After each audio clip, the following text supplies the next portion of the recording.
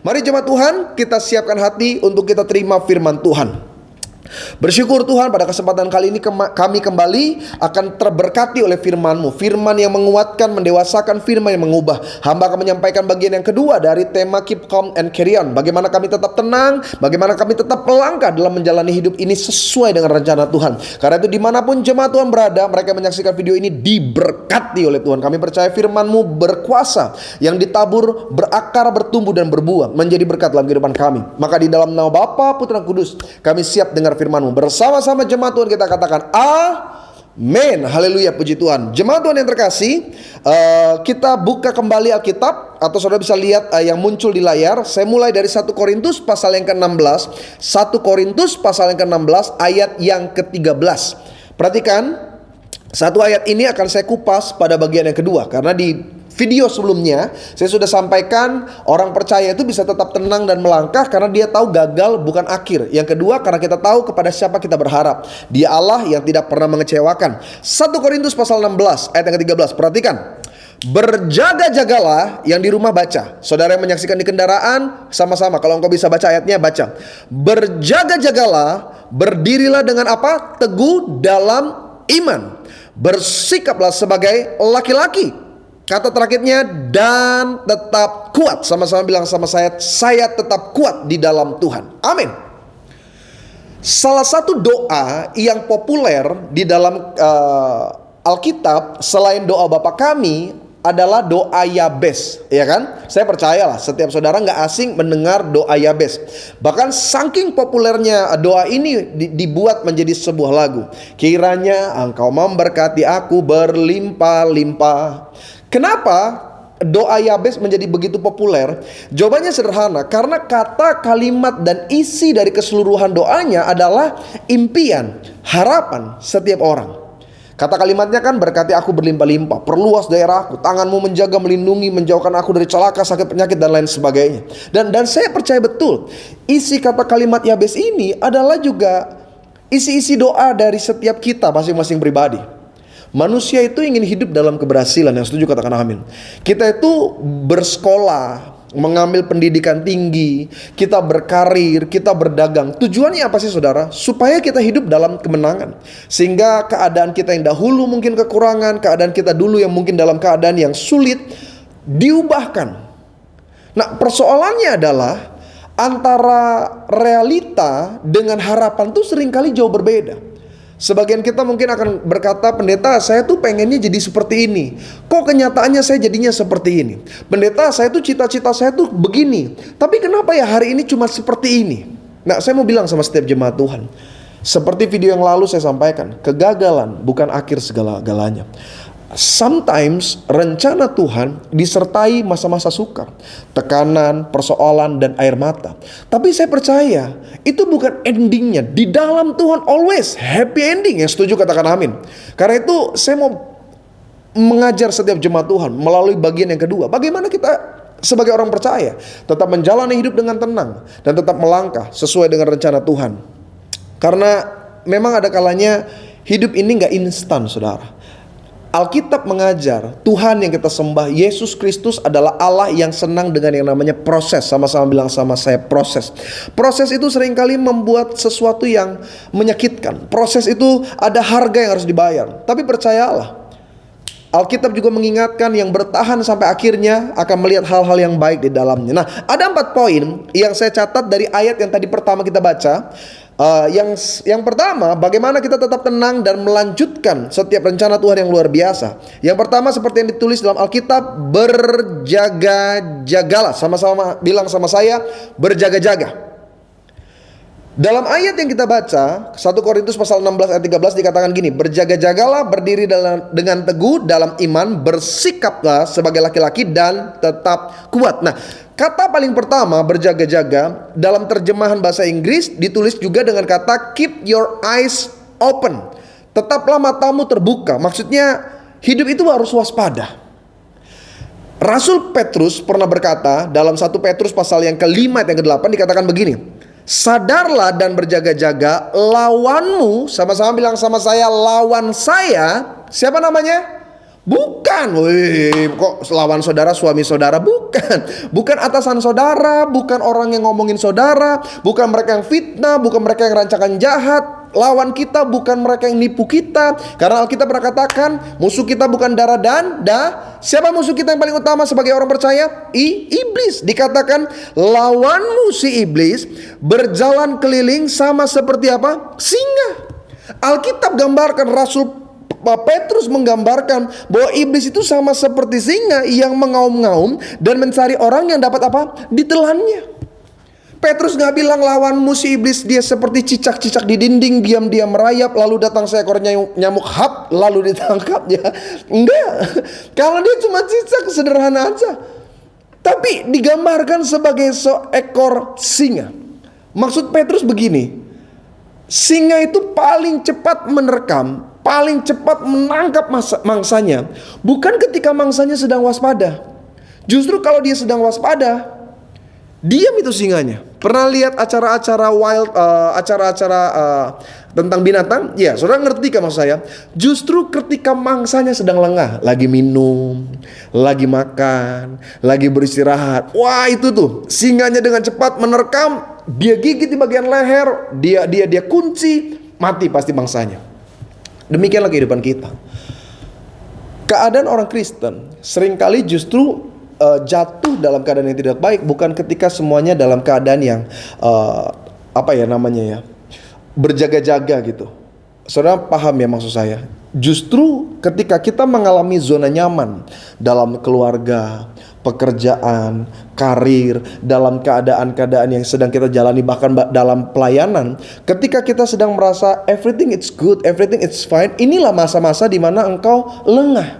Masa-masa di mana engkau nggak lagi waspada. Masa-masa di mana kita pikir, tenang aja, pasti semuanya baik-baik aja. Disitulah seringkali iblis akan masuk membawa persoalan dalam hidup kita. Kenapa kita harus berjaga-jaga, pendeta? Jawabannya sederhana. Karena kita nggak tahu kapan iblis akan mencobai kita. Iblis nggak pernah janjian kan? Iblis nggak pernah bilang, hari Sabtu ya, tanggal 7 jam 5 sore ya, aku ingin mencobai kamu. Enggak, iblis itu Yesus saja bilang dia seperti pencuri. Pencuri ada gak yang janjian sama saudara?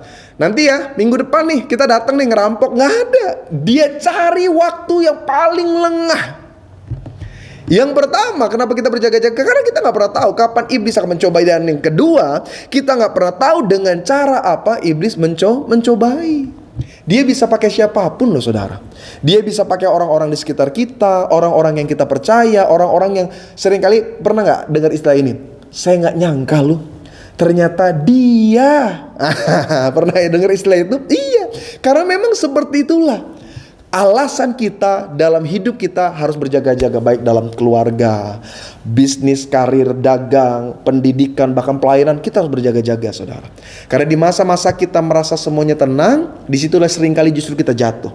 Saudara, kalau saudara tanya sama orang-orang yang biasa hiking, orang-orang yang biasa mendaki gunung, yang paling menakutkan itu sebenarnya bukan ketika menanjak, tapi justru ketika turun. Saya mau tanya, susahan mana? Nanjak atau turun?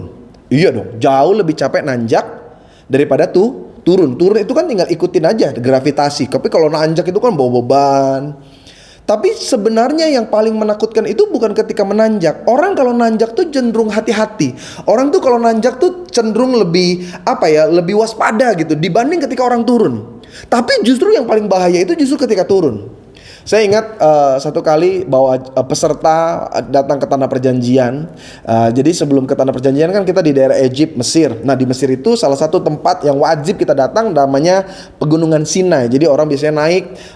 Kita tuh perjalanan tuh biasanya kalau orang mau ke Gunung Sinai itu nanti sama-sama melihat matahari terbit. Itu dia. Itu momen yang paling luar biasa. Karena memang orang suka tanya, pendeta kenapa kita kalau naik Sinai itu menunggu matahari terbit? Karena seperti yang Alkitab katakan, ketika Musa berhadapan dengan Tuhan itu seperti cahaya matahari yang begitu terang. Nah itulah gambarannya. Nah jadi kalau kita naik ke Sinai itu kan malam-malam. Pertama itu kita naik unta dulu. Unta itu sekitar 1 sampai 1,5 jam. Setelah itu nanti kita berhenti di satu tempat spot, orang minum kopi, makan seperti mie instan gitu. Baru nanti dilanjutkan dengan mendaki. Mendaki itu berjalan kaki dan itu gunung batu. Dan batunya itu stepnya itu bisa 1 meter itu. Jadi orang seperti setengah memanjat itu kalau mau naik satu batu. Nah ketika naik jarang ada yang jatuh. Jarang sekali ada yang jatuh. Kapan biasanya peserta jatuh? Ketika turun. Bukan batu besar yang menakutkan, tapi batu-batu kecil. Seperti itulah gambaran hidup kita. Seringkali yang bikin kita jatuh, yang bikin kita kecewa, putus asa, yang bikin kita merasa kok kayaknya gak ada harapan. Bukan hal-hal yang besar, justru hal-hal yang kecil. Karena itu berjaga-jaga. Bagaimana orang tetap tenang ketika dia bisa melangkah dalam rencana Tuhan? Yang pertama, ketika kita tetap waspada.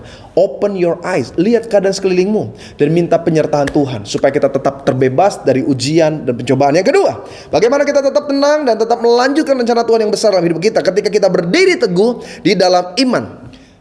Saya yakin betul iman bukanlah hal yang asing di telinga kita sebagai orang percaya. Bahkan syarat utama dalam mengikuti Yesus adalah iman. Sama-sama bilang sama saya beriman. Tetapi iman bukan cuma sekedar membuat kita percaya. Justru iman yang berkualitas adalah iman yang membuat kita tetap bertahan. Sampai sini saudara mengerti gak sama saya? Siapa sih yang gak punya iman untuk sukses? Semua orang bisa berkata, aku percaya, aku diberkati, aku sukses, aku jadi besar. Tapi yang paling luar biasa bukanlah iman percaya, tapi iman yang membuat kita bertahan. Sekalipun engkau gak lihat kesuksesan, sekalipun engkau gak lihat keberhasilan, sekalipun seakan-akan it's impossible untuk kita meraih kemenangan, tapi kita tetap bertahan. Itu iman yang paling luar biasa. Makanya setelah dikatakan berjaga-jaga dalam 1 Korintus pasal 16, kalimat yang kedua, berdirilah dengan teguh dalam iman. Apa artinya berdiri teguh? Bertahan. Sama-sama bilang sama saya harus bertahan. Karena orang kalau hidup di zaman seperti ini, engkau gak punya iman, hancur hidup kita, Pak. Coba lihat dunia dagang, dunia bisnis, hukum rimba yang berlaku di dunia ini. Siapa kuat dia menang, siapa cepat dia dapat. Seringkali kalau kita mau lihat diri kita dan kita bandingkan sama orang lain, seakan-akan kita gak punya kemampuan untuk mengalahkan hal-hal seperti itu. Orang punya modal lebih besar, koneksi lebih banyak, orang kayaknya lebih pandai, tampilan kayaknya lebih menarik. Sedangkan dibanding sama kita kayaknya sulit gitu untuk kita maju dan berkembang. Tapi orang yang beriman akan tetap bertahan. Nah orang-orang yang gak punya iman akan mulai underestimate dan berkata, mustahil, kayaknya gak mungkin. Kita lupa yang menyertai kita bahkan lebih besar dari siapapun. Makanya Pak, Bu, ada 3 hal penting untuk kita berdiri teguh dalam iman. Yang pertama, kita harus menjadi orang yang dewasa di dalam iman. Iman itu bukan cuma percaya, iman itu membuat kita bertahan. Dalam Efesus pasal 4, saya baca 2 ayat 13-14. Sampai kita semua telah mencapai kesatuan iman dan pengetahuan yang benar tentang Allah, kedewasaan penuh dan tingkat pertumbuhan yang sesuai dengan kepenuhan Kristus. Ayat 14 ini yang saya mau garis bawahi. Sehingga kita bukan lagi anak-anak yang diombang-ambingkan oleh rupa-rupa angin pengajaran, oleh permainan palsu manusia dalam kelicikan mereka yang menyesatkan. Apa pentingnya iman yang dewasa? Dunia seringkali memberikan nasihat yang kelihatannya benar, tapi sebenarnya menghancurkan rencana Tuhan yang besar. Orang mulai bilang begini, daripada kamu susah-susah terus, udahlah pakai dukun aja. Itu dukunnya juga percaya Yesus kok. Dia bahkan sebelum berdoa itu, dia juga pakai minyak urapan juga itu dukunnya. Iya, itu dukunnya juga ikut gereja. Gue pernah lihat duduknya bareng-bareng lagi. Gak apa-apa kan Tuhan bisa bekerja melalui siapapun, termasuk dukun ini. Dukunnya namanya Yohanes, Matius, Markus. Itu nama Injil lagi dia pakai tuh. Itu dukunnya tuh nama Kristen. Udah tenang aja, pokoknya kalau dia udah bertindak, Tuhan menyertai. Kelihatannya benar, tapi sebenarnya membawa sebuah kehancuran dalam rencana Tuhan yang besar. Orang mulai bilang begini, udahlah, daripada repot-repot kamu rumah tangga bertengkar terus, cerai aja. Alkitab berkata dia bapak yang baik. Bapak mana sih yang pengen lihat anaknya susah? Kan kamu udah susah nih. Dia juga Allah yang mengerti. Dia juga pengen kamu tuh bahagia. Udah gak apa-apa. Yang penting nanti kita minta penyertaan Tuhan. Ada kok, gue kenal hamba Tuhan. Bisa. Pokoknya pasti bisa. Aman deh. Pernah dengar? Iya, orang seringkali kan gitu kan. Orang bilang udah sogok aja. Pokoknya kamu gak usah takut. Kan Alkitab bilang jika Tuhan di pihak kita, dipakai ayat lagi. Jika Tuhan di pihak kita, tiada satupun lawan kita. Pokoknya waktu kamu mau kasih dia amplop untuk sogok, kasih minyak urapan. Doa dalam nama Yesus. Pernah dengar istilah-istilah kayak gini? Iya, itu yang saya bilang. Penyesatan atas nama Tuhan. Kelihatannya benar, pakai ayat Alkitab lagi. Makanya jemaat Tuhan yang terkasih, udahlah. Yang pertama, iman saudara harus dewasa. Iman kita sesuai dengan koridor kebenaran Tuhan, bukan kebenaran manusia. Yang kedua, ketika kita tetap kuat. Karena seorang tentara itu dikatakan kuat apabila dia melatih dengan rutin. Karena orang kalau sudah biasa olahraga, lalu nggak olahraga, lihat deh, badannya itu mengalami perubahan, nggak akan terus keker, pasti akan ada bisa gemuk, bisa menyusut. Apa yang membuat dia tetap kekar? Dia harus terus latih. Tentara itu dia walaupun bukan zaman perang ya, zaman sekarang ya, tapi dia terus berlatih. Setiap hari dia berlatih. Kenapa dia berlatih? Berjaga-jaga untuk masa-masa yang paling ditakutkan. Dia itu berlatih bukan cuma fisik, skill dia juga terus dia latih. Salah satunya misalkan menembak, itu ada latihan nembak itu. Setiap minggu tuh ada latihan nembak. Besok berperang belum tentu. Tapi kenapa dia terus lakukan latihan? Untuk membuat dia tetap strong, tetap kuat, tetap waspada. Itu iman yang kuat di dalam Tuhan itu harus selalu diasah. Gembala jemaat bilang apa? Doa, pujian, penyembahan firman Tuhan. Itu kan bagian memperbesar kapasitas kita supaya kita tetap kuat di dalam iman. Yang ketiga, bagaimana kita memiliki iman yang berdiri teguh ketika kita menggunakan segenap perlengkapan rohani dalam berperang. Efesus pasal 6 ayat 10 sampai 20. Ada beberapa hal. Pakaian-pakaian peperangan rohani, ada ikat pinggang kebenaran, ada baju jirah keadilan, ada kasut kerelaan, ada perisai iman, ada ketopong keselamatan, bahkan ada pedang roh. Dengan iman kita tetap tenang dan tetap berjalan dalam rencana Tuhan. Yang ketiga, bagaimana kita bisa tetap tenang dan melanjutkan hidup sesuai dengan rencana Tuhan yang besar. Yang ketiga, ketika kita bersikap sebagai laki-laki. Saya yakin ada jemaat Tuhan yang mulai, tapi kan saya perempuan, pendeta. Yang dimaksud laki-laki itu bukanlah gendernya, tapi sikapnya. Karena kalau saudara lihat dalam pasal 16 ini ayat ke-13, kata sebagai laki-laki itu diambil dari kata Yunani andrizomai. Andrizomai, saya nggak bisa jelaskan secara lebih spesifik, tapi kata andrizomai itu diterjemahkan juga dalam kata tegas. Sama-sama bilang sama saya, tegas. Apa maksudnya pendeta? Sebagai laki-laki digambarkan sebagai ketegasan. Karena memang biasanya karakter laki-laki itu lebih dikuasai logika. Jadi dia lebih tegas dibanding dengan perempuan yang dominan dikuasai oleh perasaan. Saudara ngerti ya, ini kan ilmu psikologi. Jadi kalau laki-laki itu rata-rata memang lebih pakai otak daripada pakai hati. Makanya kalau ribut, istri bilang, memang kamu gak punya hati pak. Iya, emang begitu. Karena memang biasanya laki-laki itu lebih cenderung dominan dikuasai oleh pemikiran yang berlogika. Yang pokoknya yang make sense, masuk akal, rasional, dia lakukan. Kalau perempuan beda. Perempuan itu lebih banyak pakai perasaan daripada pakai, saya gak enak ngomongnya ya. Tapi memang begitu, perhatiin deh. Lalu suami-suami kan kalau marah, kamu tuh mah, heran saya, nggak ada otaknya itu. Karena memang perempuan pak itu pakai hati, dia tuh lebih cenderung dengan perasaan. Makanya kalau bahasa tega-tegaan, kayaknya laki-laki tuh lebih tega. Tapi gambaran positif dari seorang yang berlogika adalah dia lebih tegas, dia lebih berprinsip, dia tahu mana yang benar, mana yang tidak. Nah repotnya kita dalam mengiring Tuhan, seringkali kita gak punya ketegasan. Kita mudah kompromi dengan apa yang kita sukai. Kita mudah kompromi cuma gara-gara apa? Rasa kasihan. Aduh, abis gak enak pendeta yang ngajak bos saya. Kalau saya gak datang-datang ke karaoke, net club gitu, kita nongkrong-nongkrong sambil minum, nanti gimana jabatan saya? Kita lupa, sumber berkat bukan datang dari manusia, sumber berkat datang dari Tuhan. Kita seringkali lebih gak enak sama manusia daripada gak enak sama Tuhan. Abis gak enak pendeta, yang ngajakin minum mabuk itu masih saudara, masih keluarga, masih satu darah. Kan gak enak, namanya keluarga kita kan satu kumpulan. Yang lain semuanya pada judi, kita gak ikut. Nah ini yang saya bilang, kita gak punya ketegasan. Ini yang membuat rencana Tuhan yang besar hancur. Cuma gara-gara apa? Engkau gak punya prinsip sesuai dengan kebenaran firman Tuhan. Sama-sama bilang sama saya tidak boleh kompromi.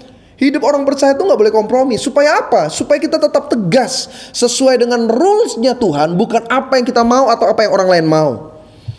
Orang kalau gak punya ketegasan, doa juga bimbang. Sampai sini saudara ngerti gak? Kalau doa itu harus dengan iman, pengharapan, keteguhan, pengharapan kepada Tuhan.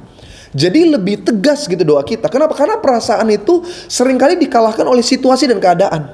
Contoh ya, kita doa gini, Tuhan, aku percaya aku diberkati, aku pasti jadi orang besar. Tuhan angkat jadi kepala bukan ekor, jadi terpal bukan jadi belakang. Perasaan kita mulai bilang, tapi kayaknya susah ya.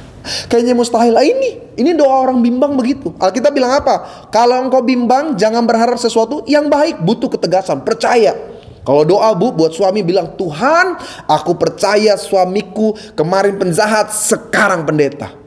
Gitu. Saya lihat ada ibu-ibu yang amin, amin, amin. Iya, harus tegas. Jangan doa tuh apa ya, pletot-pletot gitu. Tuhan, jamah suamiku, aku percaya dia pasti jadi orang baik. Tapi susah ya, kayaknya mustahil. Nah itu doa orang bimbang tuh begitu. Butuh ketegasan. Yang keempat, bagaimana kita tetap tenang dan melanjutkan apa yang menjadi rencana Tuhan dalam kehidupan kita. Buka Efesus pasal 6 ayat yang ke-10. Yang pegang Alkitab atau saudara bisa lihat yang muncul di layar, perhatikan. Alkitab katakan dalam Efesus pasal 6 ayat ke-10, akhirnya hendaklah kamu kuat di dalam Tuhan, di dalam kekuatan kuasanya. Seperti ayat yang dikatakan paling akhir, tetap kuat. Sama-sama bilang sama saya harus tetap kuat. Kata kuat di sini bukan berbicara tentang otot. Kata kuat di sini bukan berbicara tentang skill dan kemampuan. Kata kuat di sini berbicara tentang bagaimana engkau bertahan. Sama-sama bilang sama saya mau bertahan. Siapa murid Yesus? Siapa di antara murid Yesus yang kehilangan iman saat terjadi kebangkitan? Jadi kan sudah ada 12. Ini 7 pendeta. 12. Dari 12 satu berkhianat, sisa 11. Nah, setelah Yesus disalib, dikubur, pada hari ketiga ada kebangkitan. Dari 11 murid, gimana nih saya kasih unjuk angkanya? Gini, 11 murid. Siapa di antara mereka yang kehilangan iman waktu Yesus bangkit? Iya, Thomas. Makanya ada orang bilang jangan punya iman seperti Thomas. Kenapa Thomas kehilangan iman? Sederhana, karena dia gak bertahan. Dia mulai meragukan keilahian Yesus. Dia biasa lihat Yesus lakukan mukjizat, dia biasa lihat Yesus melakukan hal yang besar, tiba-tiba Yesus do nothing.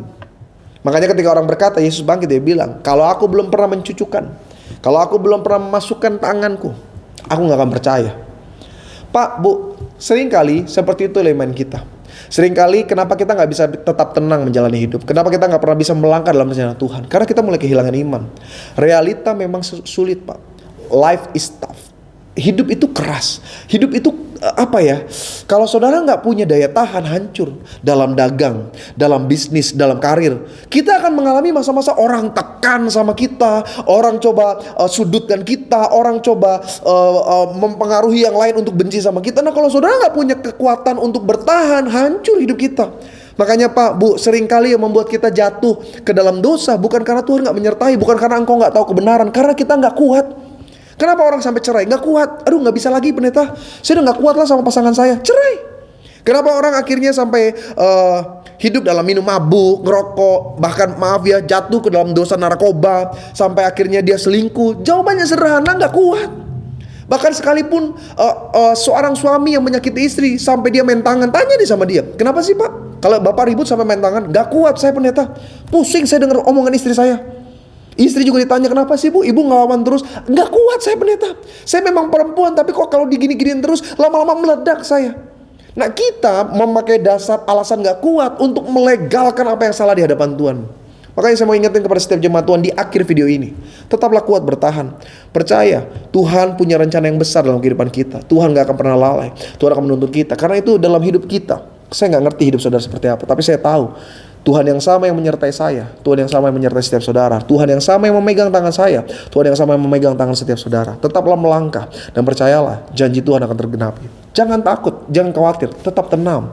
Stay cool, bahasa anak muda tuh zaman sekarang tuh, tetap tenang and carry on. Tetaplah lanjutkan apa yang menjadi bagian Tuhan yang sudah Tuhan percayakan dalam hidup saudara. Kita satu dalam doa. Terima kasih untuk kebenaran firman Tuhan yang sudah kami dengar Tuhan. Apa yang sudah hamba sampaikan, biarlah Engkau Roh Kudus yang bekerja bagi jemaat Tuhan.